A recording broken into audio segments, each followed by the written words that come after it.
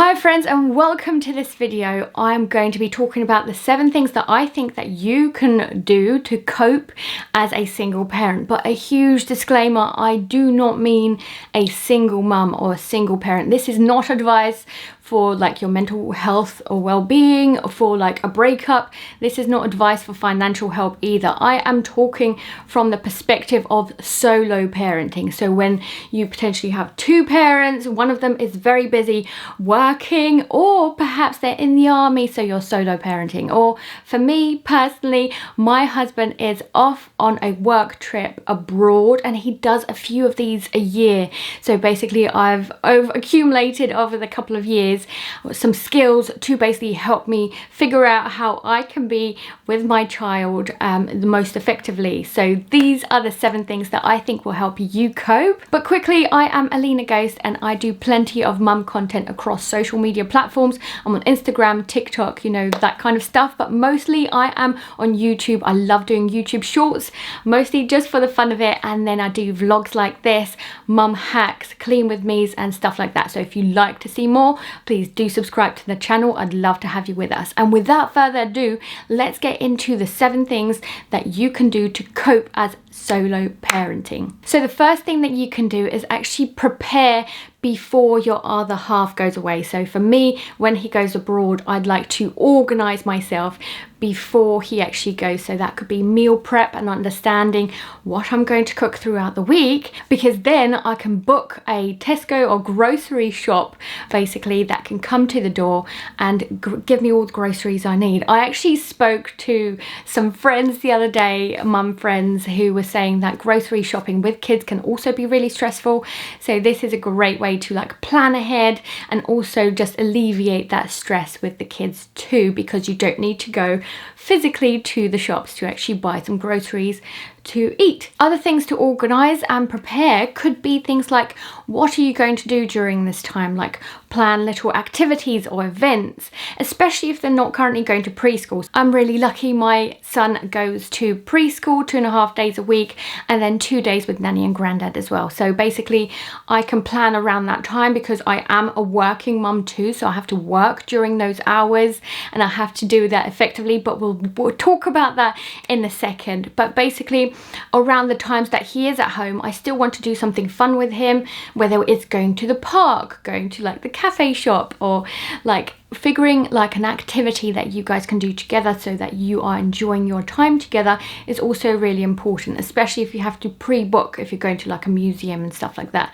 But it's also worth organizing that ahead, because sometimes you can get some really good discounts on prices, and other times you've just got it in your mind and you're like, yes, this day we're going to do this and this, and that way you're actually keeping yourself sane as well. You're getting out of the house, you're doing something fun together. So for me, organization is key and definitely comes number 1. The next thing I'm going to recommend is a daily to-do list. I love a daily to-do list.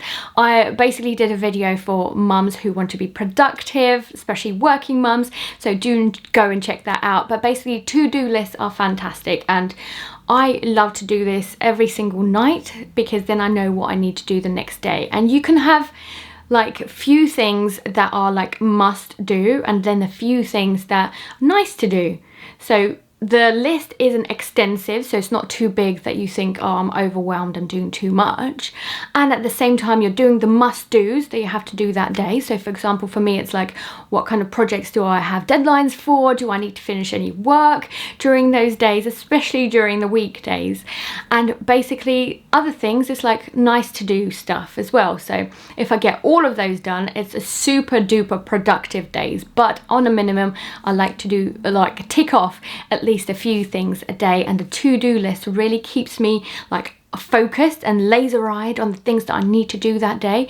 So I very much do recommend you doing a similar sort of thing, even if it's just like do the laundry. Yes, that comes up on my to-do list. It can be as small or as big and large as you want it to be. So I've already mentioned that I'm a working mum, and for me, I love to work in 1-hour chunks.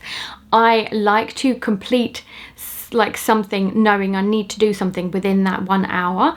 And the way I work, I'm a freelancer, so I also clock my time that way as well. I find it a lot easier to manage my time in 1 hour chunks, so that I know that like 12 to 1 I need to do, I don't know, this project for work, or like 3 to 4 I need to pick up my son from preschool, we're going to have some lunch or like early dinner, and then we're going to do an activity. So something that keeps you in that 1 hour actually works really well, because then you can manage your time, and then going back to your to-do list, you can make sure that you finish your to-do list within those 1 hour chunks as well. So personally, that really works for me, and I hope that it does for you too. Plan wisely around your kids' naps or your kids' sleeping times, and like, I think it's really important.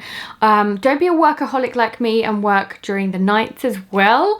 I do think that it's super important to make sure that you leave yourself some time. You do something for you when they are napping or sleeping. So even though I work, I also make sure that I do something for me. So whether it's like do my nails, or like do like a face mask, you know, watch my favorite show, whether it's on YouTube or like Netflix, you know. So it's making sure that I do something for me every single day, so it keeps me sane. The main thing is that it keeps you from getting burnout, and you don't want to be burnt out when you are with your kids, because we tend to lash out at them the most. So it's best to look after yourself, so self-care, to make sure that we are happy at other times as well. So put your mum guilt aside, and I will give you an example of this. So once a week I have a work call that I have to do with my son.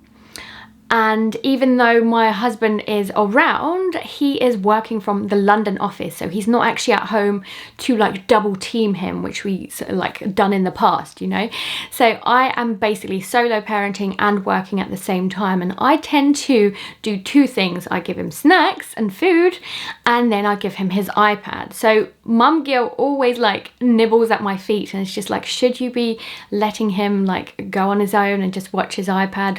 Like it just feels like maybe I should be doing more, but at the same time I'm also working. I'm also a career mum. So what I'm saying here is like, don't let the mum guilt get on top of you, because it's not fair. This society has asked from women, especially working women, so much that it's just not fair to get like mum guilt in the way. So remember, you are doing the best that you can do for you and your family at that particular time.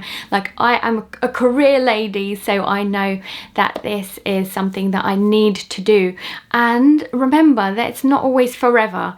Like, yes, it feels like at that very moment in time it feels like it's forever, but things change. That meeting will get moved sooner or later for me, so hopefully it will get moved when my son's at preschool, at school, who knows. Another tip that I'll give you is lean on friends and family. I'm very lucky to have a support system, especially from my husband's family side, where I can be like, well, we'd like to go on a date night, would you mind like looking after my son? And in the same sort of way, I'm sure that when my husband is away, they will also be happy to see me, my son, and basically help me that way. Or like if I have meetings, they're always there to help. So I do feel like make sure that you've got your friends and family at hand, especially during the times that you are solo parenting. You need somebody to lean on, and make sure that you've got a support system. And if not, make sure to lean out to charities, to church communities and things like that. Having someone to lean on